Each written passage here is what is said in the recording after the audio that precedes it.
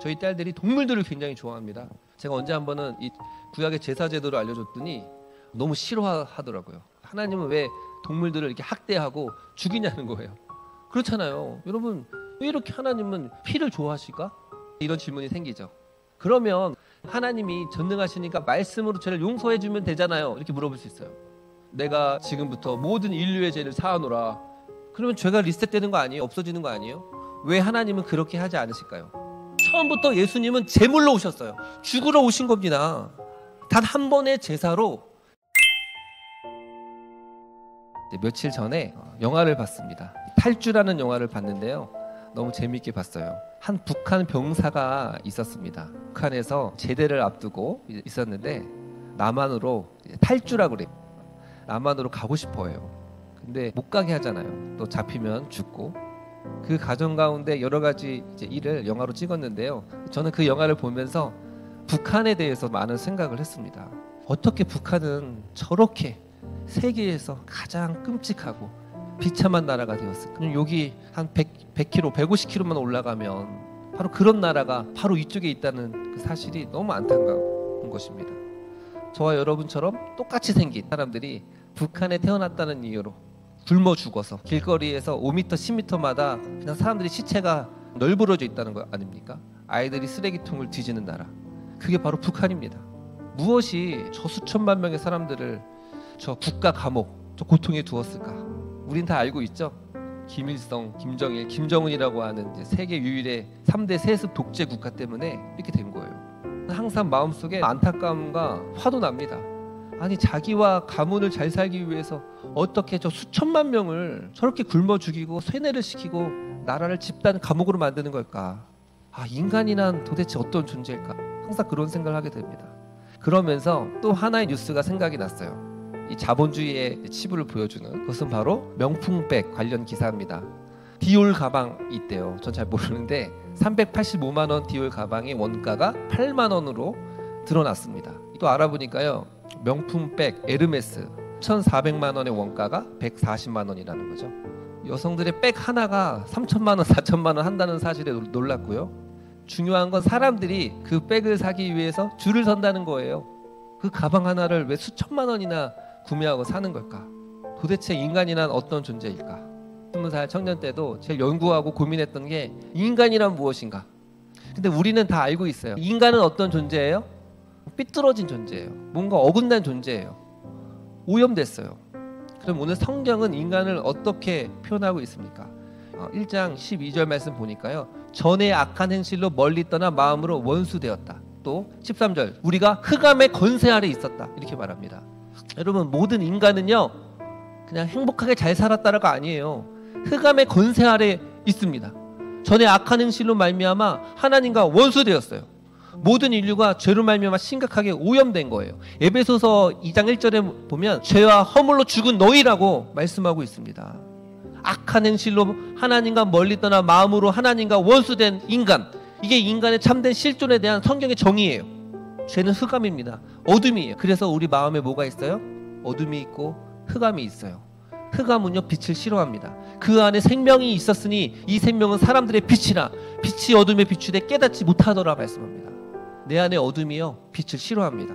원수 상태, 하나님과 원수 상태에 있어요. 원수 있으세요? 사람이요 원수가 한 명만 있으면요 마음의 행복이 다 사라집니다. 교회에서요 좀 인사하기 싫다 이런 사람 한 명만 있으면요 교회 가기 싫어져요. 친구들 사이에서도 내가 정말 이 사람하고 원수가 한 명이라도 있으면요 가기 싫은 거죠. 가장 불쌍한 인생이 가까운 가족이 원수가 되었어요. 그러면요 이거를 끊을 수도 없고 얼마나 힘듭니까? 근데 모든 우주의 근원이자 만유의 주가 되시는 하나님과 원수되었다고 생각을 해보세요. 죄로 인해 단절되었어요. 그러면 어떻게 되는 줄 아세요? 인간이요 흑암으로 가득 차가지고 정말 힘들고 어렵게 사는 것입니다. 네? 여러분, 그래서 가장 큰 중요한 문제는 죄의 문제예요. 죄. 제가 그때 공부를 하다가 느낀 건 뭐냐면 인간은 정말 끔찍히 악이 가득하다. 근데 그 악의 원인은 뭐냐면 죄가 있다. 죄는 분명한 실체예요. 실체. 죄는 분명히 존재한다니까요. 마치 지금 중력이 저 여러분 당기니까 지금 이게 있는 거 아닙니까? 마찬가지로 항상 죄의 중력이 우리를 잡아당겨요. 그냥 죄의 중력이 그걸 끌어당깁니다. 그래서요 죄의 문제를 어떻게 해결하느냐가 너무 중요한 거예요. 근데 하나님이 우리에게 죄를 인식할 수 있는 감각을 주셨어요. 센서를 주셨어요. 그 불신자라 그래도요, 딱 죄를 지면 죄책감이 작동합니다. 사람은요, 죄와 죄책으로 고통하고 있어요. 불신자들 만나보세요. 항상 마음속에 죄와 죄에 대한 죄책감, 이거 사이에 고민하고 있습니다. 영화 중에 더 리더, 책 읽어주는 남자라는 영화가 있습니다. 굉장히 명작인데요, 2차 세계대전이 끝난 직후의 배경이에요. 그때 당시 전쟁하면서 죄 없는 사람들을 마구 잡아 죽였잖아요. 그게 아우슈비츠거든요. 그러니까 일을 시키다가 약해지면요, 가스실에 보내 죽였어요. 그 중에 한 여인이 아우슈비츠 수용소의 감시원이었대요. 사람을 선별해서 수용소에서 좀 약한 사람을 가스실에 보내서 죽이는 일을 하는 거예요. 근데 그 여인이 나중에 보니까요, 매일 목욕을 몇 시간 동안 강박적으로 합니다. 사랑을 하다가도 항상 도망가요. 저는 그 영화를 보면서 이 여인이 나중에 이제 재판하는 과정에 나는 죄가 없다, 나는 국가에 시킨 거 그냥 했을 뿐이다 얘기를 하거든요. 그런데 그 마음 깊은 곳에서 양심의 센서가 있는 거예요. 아, 이게 죄구나. 그래서 사람들은 이 죄책감을 가지고 살아가는 거예요. 이 죄책감을 해결할 길이 없어요. 왜 죄책감이 발생하냐면 실제로 날마다 죄를 짓고 살고 있기 때문에 그래요. 여러분, 그 죄책감이 사라지려면 어떻게 될까요? 죄를 용서받아야 될 줄 믿습니다. 아멘. 용서받아야 돼요. 이 세상에서 가장 행복한 일은 용서받는 일입니다. 아멘. 여러분이 누구한테 잘못했으면 어떻게 하면 되죠? 그 사람한테 용서를 구하면 돼요. 내가 누구한테 상처를 줬다면 상처를 준 그 사람한테 누구누구 아무개야 내가 미안하다 이렇게 말하면 되거든요. 근데 그걸로만 끝나는 게 아니에요. 여러분, 내가 이 사람한테 잘못했어도 또 진짜 잘못한 대상이 따로 있는데 그분이 바로 누구예요? 하나님인 줄 믿습니다. 아멘. 그분이 죄의 기준을 만드신 분이에요. 그는 우주와 세계의 설계자입니다. 재판장이시고 법 그 자체예요. 여러분, 그래서요, 우리가 어떤 죄를 지을 때 그것은 그 사람한테 잘못한 것뿐만 아니라 살아계신 하나님께 죄를 짓는 거예요. 그래서요, 어떠한 죄든지 간에 하나님께 해야 되는 거예요. 여러분, 사람들이 고통당하는 이유는 죄의 문제 때문에 그런 겁니다. 최근에 기사 보니까요, 어떤 유명한 유튜버가 남자친구에게 몇 년간 폭행을 당했다고 하는 것입니다. 아니, 정말 사랑하고 좋아해서 연애하고 교제했는데 어떻게 그 사랑했던 사람을 때릴 수가 있나요? 왜 그럽니까? 그 안에 죄와 죄책의 문제가 있기 때문에 그런 거예요. 여러분, 그래서 모든 인류가 죄와 죄책으로 인해서 고통하고 있어요. 이걸 누가 용서해 줘야 됩니다. 여기서 이런 질문이 생기죠. 그러면 그 전능하신 하나님, 말씀으로 세계를 창조했으니까 그냥 하나님이 전능하시니까 말씀으로 죄를 용서해 주면 되잖아요, 이렇게 물어볼 수 있어요. 여러분, 내가 지금부터 모든 인류의 죄를 사하노라, 그러면 죄가 리셋되는 거 아니에요? 없어지는 거 아니에요? 왜 하나님은 그렇게 하지 않으실까요? 그것은 바로 하나님의 본성, 하나님이 세우신 법 때문에 그래요. 로마서 6장 23절 보니까 죄의 삭은 사망이라고 말씀하고 있습니다. 창세기 2장 17절 보니까 선악을 알게 하는 나무의 열매는 먹지 말라, 네가 먹는 날에는 반드시 죽으리라, 이렇게 말합니다. 먹으면 반드시 죽으리라. 이거는 하나님의 본성에서 나오는 거예요. 하나님은 죄를 싫어하세요. 그게 하나님의 본성이에요. 마치 물건을 떨어뜨리면 떨어지는 것처럼, 연기가 공중에서 흩어지는 것처럼 하나님의 본성 자체가 죄를 싫어하시고 죄의 삭은 사망이라는 거예요. 그래서 그냥 내가 지금부터 모든 죄를 사하노라, 리셋, 포맷, 없어져, 이게 안 되는 거예요. 왜? 하나님이 거룩하신 분이기 때문에 그런 거예요. 아멘. 생각해 보세요. 하나님이 쉽게 모든 죄를 그냥 다 사해준다고 생각해 보세요. 어떤 나라의 어떤 왕이 무조건 죄를 없어, 기준이 없어, 그럼 어떻게 되겠습니까? 갓 태어난 아기를 막 변기에 버린 그런 엄마도 무죄해, 용서해 줄게. 그리고 또 묻지마 번제, 그런 사람도 그냥 다 용서해 준다고 생각해 보세요. 그 나라가 어떻게 될까요? 엉망진창, 불행의 나라가 되는 거예요. 마찬가지예요. 하나님은 너무너무 거룩하셔서 죄를 심판하실 수밖에 없어요. 그는 빛이니라, 그는 조금도 어둠이 없으시니라. 그래서 반드시 죄를 심판할 수밖에 없었습니다. 여러분, 그래서 모든 인간은 죄와 심판 가운데 놓여 있는데 그 죄의 문제를 해결하시기 위해서 하나님이 누구를 보내셨어요? 그 아들 예수를 보내줄 믿습니다. 14절 말씀 보니까 그 아들 안에서 우리가 속량고 죄사함을 받았다라고 말씀하고 있습니다. 그 아들이 누굽니까? 하나님의 아들 예수 그리스도인 줄 믿습니다. 여러분, 속량이 뭐예요? 노예나 이제 종살이 하는 사람들의 몸값을 지불하고 풀어주는 거예요. 고대에는 노예가 있었잖아요. 전쟁에서 지거나 대출을 받았는데 못 갚어, 빚을 못 갚으면 내가 빚진 사람의 노예가 되는 겁니다. 여러분, 종이 노예가 자유를 얻는 길이 있습니다. 누군가가 그 종을 대신해서 그 종의 몸값을 지불한 이후에 그 종을 풀어주면 되는 거예요. 그게 법이잖아요. 그러니까 반드시 자유를 얻으려면, 그 노예에서 해방되려면 누군가가 그 종의 몸값을 지불해야 되는 것입니다. 왜? 이게 하나님이 만드신 법이기 때문에 그래요. 여러분, 그래서 하나님이 이를 알려주기 위해서 고대부터 제사 제도를 만들었습니다. 지금 구약 시대와 지금 시대는 다릅니다. 구약 시대 때는 절대 그냥 오면 안 돼요. 집에 애완견 키우십니까? 애완견을 많이 키워야 돼요. 왜냐면은 예배를 드릴 때마다 자기가 키우던 소나 양, 비둘기를 가지고 가야 됩니다. 그리고 동물들을 가지고 예배를 드리러 옵니다. 그러면 제가 제사장님이면 그 앞에서 기다리고 있죠. 제사장이 묻습니다.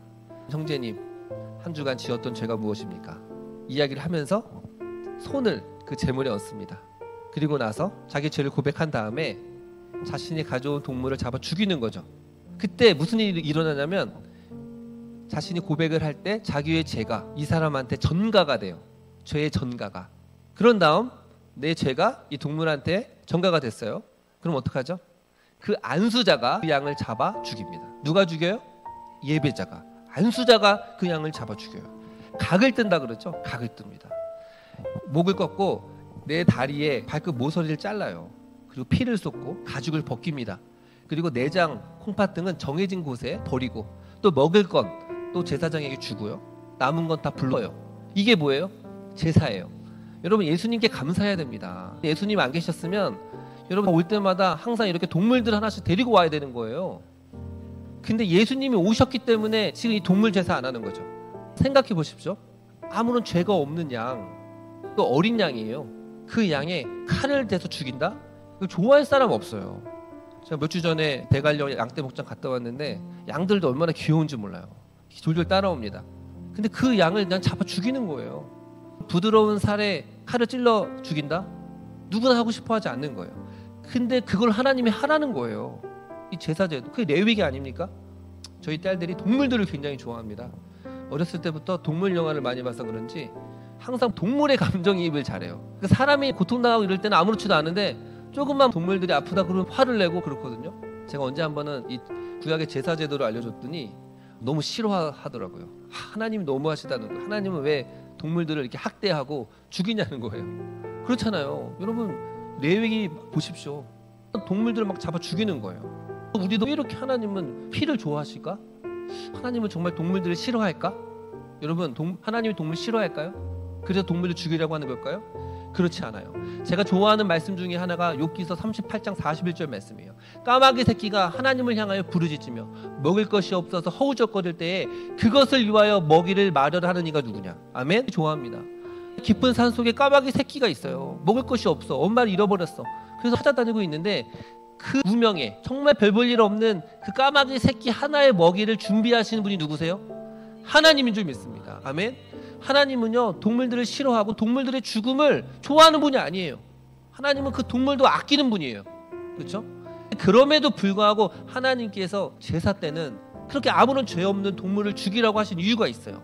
그것은 죄의 삭은 사망이기 때문에, 죄의 결과가 그렇게 무섭고 치명적인 거라는 것을 알려주기 위해서 그렇게 하신 것입니다. 여러분, 하나님은요, 그냥 좋은 게 좋은 거야, 그냥 눈 감아줄게, 그런 분이 아닙니다. 왜요? 하나님은 거룩하신 분이기 때문에 그래요. 여러분, 잘 생각해 보세요. 그래서 죄는 뭐가 필요하다? 피 흘림이 필요하고 죄의 삭은 죽음이에요. 그러려면은 수많은 사람들이 살려면 어떻게 해야 됩니까? 너무나 많은 동물들이 죽었어야 되는 거예요. 근데 하나님은 더 이상 그 방법을 계속하지 않으시고 새롭고 획기적인 방법을 준비하고 계시는데, 그것은 그냥 만든 게 아니라 하나님의 예정하신 가운데 놀랍고 신기한 방법으로 이루어졌는데, 그게 바로 십자가 사건인 줄 믿습니다. 히브리서 9장 26절 보니까 자기를 단번에 제물로 드려 죄를 없이 하려고 세상 끝에 나타나셨느니라. 아멘. 자기를 단번에 드려 제물로, 자기가 직접 제물이 되셨어요.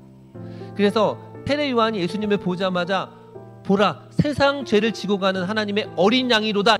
처음부터 예수님은 제물로 오셨어요. 죽으러 오신 겁니다. 단 한 번의 제사로 이 죄사함을 주시기 위해서 오신 줄 믿습니다. 여러분, 그래서 십자가가 중요합니다. 기독교는 십자가의 종교예요. 바울은 내가 예수 그리스도와 십자가 외에는 결코 아무것도 알지 않냐 하기로 작정하였노라고 말할 만큼 여러분 십자가가 우리 존재의 중심이에요. 여러분 십자가는 무엇입니까? 피의 제사예요. 그 피의 제물이 누굽니까? 말이 안 되게 예수님이 피의 제물이에요. 여러분 예수님이 십자가형을 당하실 때 육체의 죽음으로 말미암아 하나님과 화목하게 되었다 오늘 말씀하고 있죠. 예수님이 우리와 같은 육체의 모습으로 오셨어요. 저와 여러분 같은 인간이 되셨다는 것입니다. 여러분 예수님이 십자가형을 당할 때 처음에 어떻게 되죠? 채찍질을 당하십니다. 채찍질. 당시 로마의 채찍질은 잔인하기로 소문이 났었습니다. 로마의 채찍질은 세 가지였어요. 푸스티가티오, 가벼운 경범죄에게 내리는 채찍질이에요. 가볍게 채찍질합니다. 처음에 빌라도가 예수님을 채찍질해요. 그때는 빌라도가 군중들에게 만족감을 주려고 가볍게 채찍질을 해요. 푸스티가티오.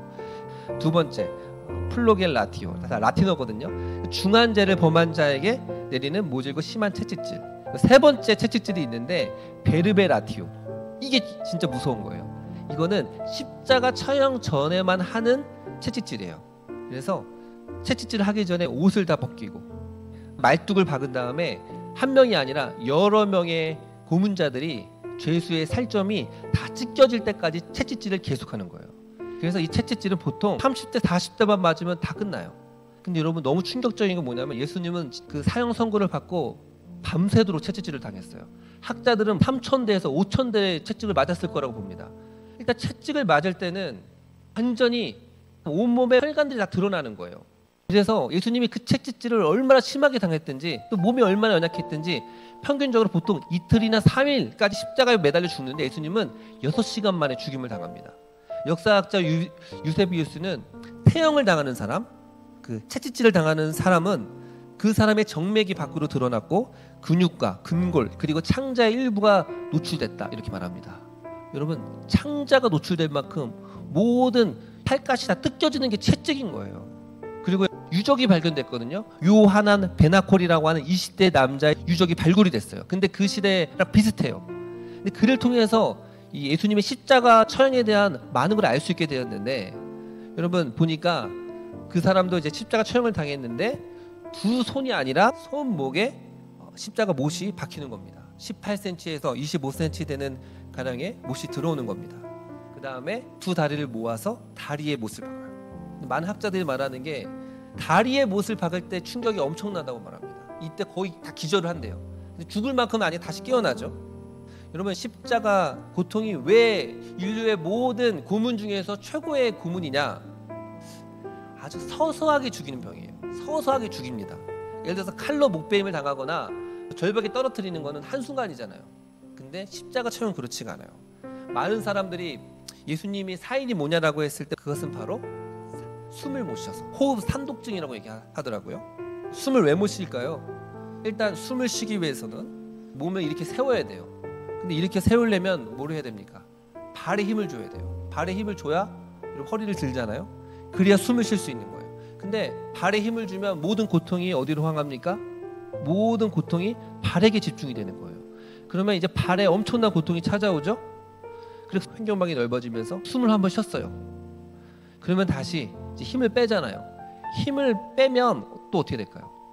팔목에 고통이 스며들기 시작합니다. 그리고 이미 온몸이 채찍질을 당해서 신경과 세포가 얼마나 날카로워요. 근데 그 나무가 날카롭거든요. 그 등과 나무가 만나면서 거친 나물결이 만나면서 가죽이 벗겨진 등을 고통을 가하게 되는 것입니다. 한 번 호흡할 때마다 마치 수십 킬로 역기를 드는 것처럼 한 번 한 번 힘든 거예요.